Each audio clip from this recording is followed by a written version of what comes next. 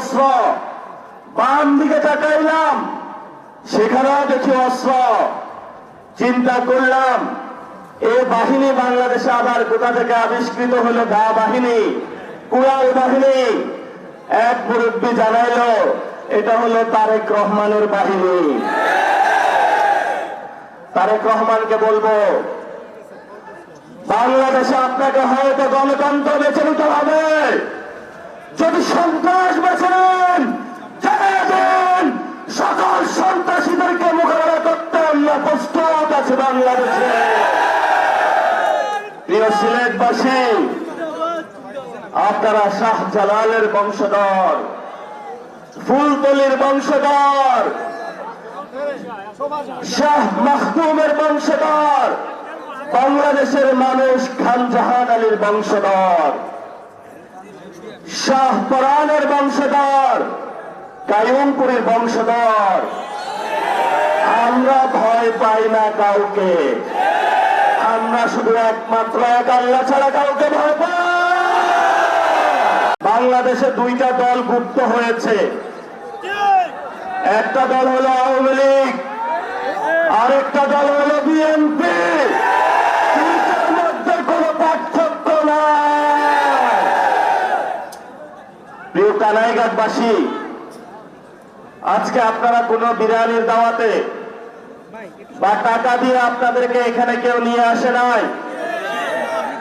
আপনারা এখানে উপস্থিত হয়েছেন, পথে অনেক সন্ত্রাসী ওত পেতেছিল, আমরা জীবনের রিস্ক নিয়ে এখানে উপস্থিত হয়েছি।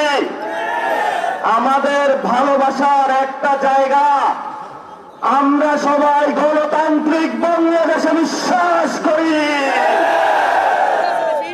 গণতান্ত্রিক বাংলাদেশের মাপকাঠিতে আজকে আমরা এখানে অবস্থান করছি। গত 17 বছরে যেই ভাইয়েরা বলেছিল বাংলাদেশে গণতন্ত্র প্রয়োজন, যে ভাইয়েরা বলেছিল আমার বাসার সামনে বালুর ট্রাক, সেই ভাইয়েরা মৌলভীবাজার থেকে হবিগঞ্জে যাওয়ার সময় দেখি রাস্তা বন্ধ, রাস্তাতে ট্রাকের চাক্কা পাংচার করে ট্রাক রেখে দিয়েছে, কিন্তু বালু ছিল না। ভাগ্যিস আমাদের, আমরা সেই ট্রাক সরিয়েছি।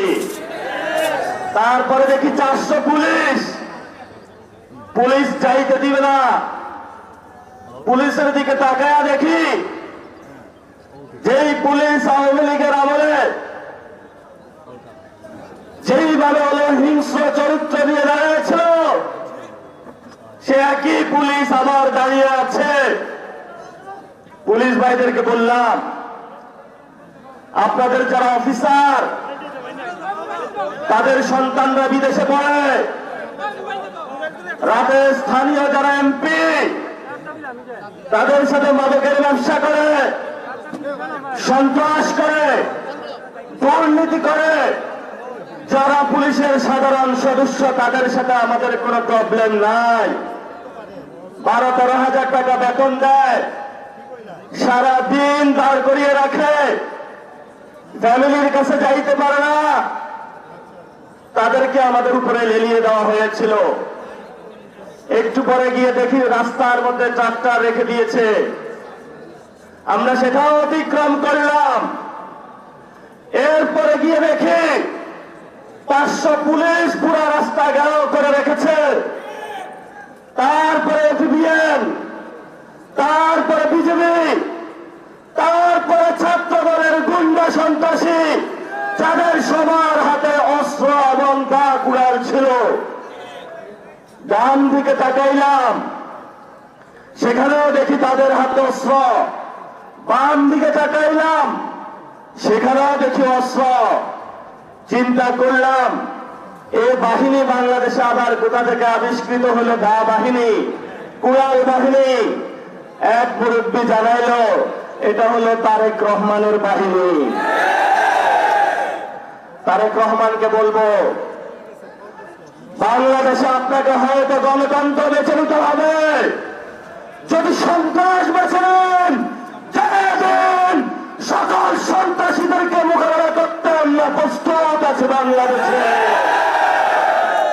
প্রিয় সিলেটবাসী, আপনারা শাহজালালের বংশধর, ফুলতলির বংশধর, শাহ মাখদুমের বংশধর, বাংলাদেশের মানুষ খান জাহান আলীর বংশধর, শাহ পরানের বংশধর, কায়ুমপুরের বংশধর। আমরা ভয় পাই না কাউকে, আমরা শুধু একমাত্র এক আল্লাহ ছাড়া কাউকে ভয় পাই। ওরা আমাদেরকে ইট নিয়ে ভয় দেখায়, তা নিয়ে ভয় দেখায়। কি একটা অসভ্য জগতে এসে পড়লাম। আমরা মনে করলাম যে 17 বছর এগুলা জেলে থাইকা সভ্য হয়ে গেছে। শেখ হাসিনার জেলে অনেক নিরপরাধ মানুষ ছিল জেলে, ঠিক আছে আমরা একটু তাদেরকে উদ্ধার। হাসনাত আব্দুল্লাহ ও সার্জিস আলম আরও কয়েকজন এনসিপি তারা রাস্তায় আটক হয়েছে, পুলিশের বাধায় পড়েছে। এই ভিডিওটি সেটাই দেখাচ্ছে। অবশ্যই চ্যানেলটি সাবস্ক্রাইব করে রাখবেন এরকম তাজা নিউজ দেখার জন্য। পুরো ভিডিওর সাথে থাকুন। দুঃখের বিষয়, প্রিয় তারেক রহমান আসতে পারতেন না দেশে। আমরা আপনার মাকে মুক্ত করে দিয়েছিলাম, রক্ত আমরা দিয়েছি। আপনার মাকে সসম্মানে বাংলাদেশ থেকে বিদায় জানিয়েছিলাম আমরা, কারণ আমরা গণতন্ত্রকে শ্রদ্ধা করি। উনি বলেছিলেন ওদের হাতে গোলামের জঞ্জির, আমাদের হাতে স্বাধীনতার পতাকা। আপনার বাবা বলেছিলেন ওই রিপোর্ট ভারতের বিরুদ্ধে দাঁড়িয়ে সব সময় মাথা উঁচু করিয়ে দাঁড়িয়েছিলেন। আপনার কি হয়েছে? আপনার কি হয়েছে? সমস্যাটা আমাদেরকে একটু বলেন যে এই কারণে আমি সন্ত্রাসের পথ বেছে নিয়েছি। আমাদের উপরে যে হামলাগুলো হলো, তারেক রহমানের প্রত্যক্ষ মদতে হামলা হয়েছে। স্থায়ী কমিটির মিটিং বসেছে, ওই কমিটির মিটিং আলোচনা হয়েছে এদেরকে দুনিয়া থেকে নিশ্চিহ্ন করে দাও। প্রিয় তারেক রহমান শুনে রাখুন, প্রিয় বিএনপি শুনে রাখুন, বাংলাদেশ উসমানাদিকে নিশ্চিহ্ন করা হয়েছে। লক্ষ কোটি উসমানাদি জন্ম করেছে, আমাদেরকে নিশ্চিহ্ন করে দেন। আজাদির কোটি কোটি সৈনিক রাজপথে নামতে প্রস্তুত আছে।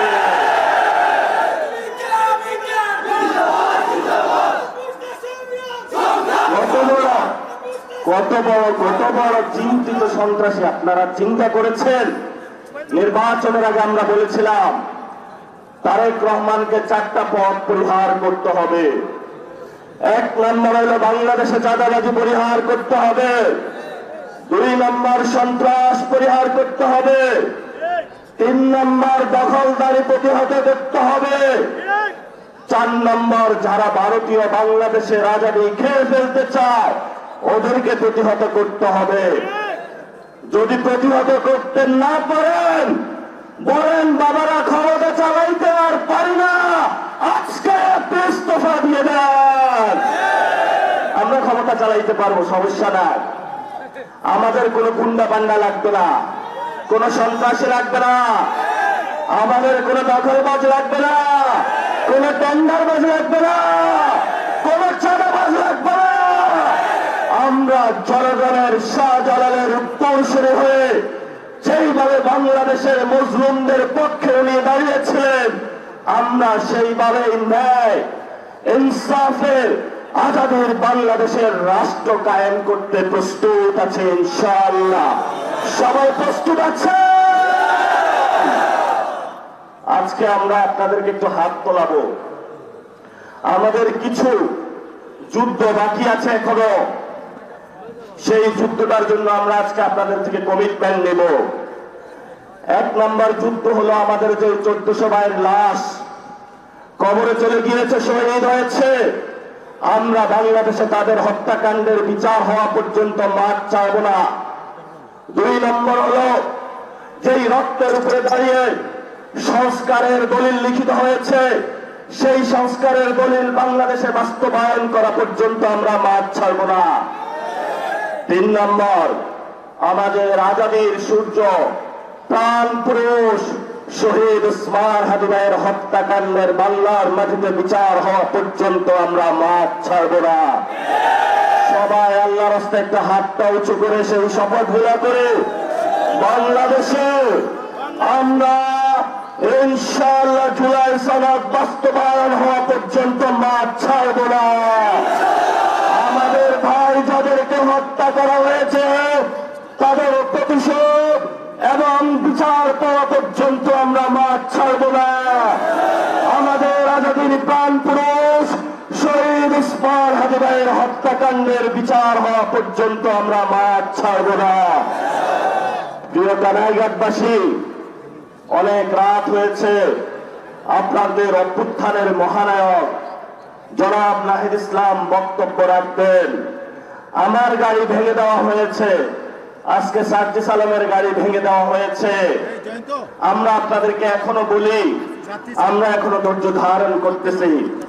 যদি মনে করেন ধৈর্যই দুর্বলতা, তাহলে কি হবে ওইটা বললে তো আবার আমার বিরুদ্ধে বলবে আমি গালাগালি করি। তো আমি আজকে থেকে চুপ করেই গেলাম। আমরা দেখি বিএনপি কতটুকু উঠতে পারে, সেইটুকু পর্যন্ত ওর পরে বাংলার মানুষ প্রশ্নের কাছে মাটিতে তাদেরকে নামানোর। পিপিলিকার পাখা গজায়, মরিবার পরে পাখা গজাইছে তাদের নতুন করে। আমরা বলবো যে এই পিপিলিকার পাখা গজাইছে গত 53 বছরে, অনেক পাখনা আমরা দেখেছি। আপনারা ইতিহাস থেকে শিক্ষা নিন। আমরা মরণ পর্যন্ত পথে আছি, কারণ আমাদের শহীদের রক্তের কাছে অঙ্গীকার নামা আছে, আমাদের শহীদ উসমান হাদির কাছে অঙ্গীকার নামা আছে। যে ভাইয়ের চোখ হারিয়েছে, হাত হারিয়েছে, তাদের কাছে অঙ্গীকার নামা আছে। এই অঙ্গীকার নামার কাছে আমরা কোন পদের কারণে, কোন টাকার কারণে, দুনিয়াবি কোন স্বার্থের কারণে আমরা বিক্রি করব না। আমাদেরকে এই নিশ্চয়তা আজকে কানাইঘাটবাসীর সামনে দাঁড়িয়ে আল্লাহর কসম করে খেয়ে বললাম ইনশাআল্লাহ। আপনারা সবাই আমাদের সাথে থাকবেন, সবাই সাথে থাকবেন, সবাই স্লোগান দিতে পারবেন। ইনকিলাব ইনকিলাব জিন্দাবাদ জিন্দাবাদ, ইনকিলাব ইনকিলাব, আমরা সবাই হাদি হব, যুগে যুগে লড়ে যাব। Justice justice, we want justice.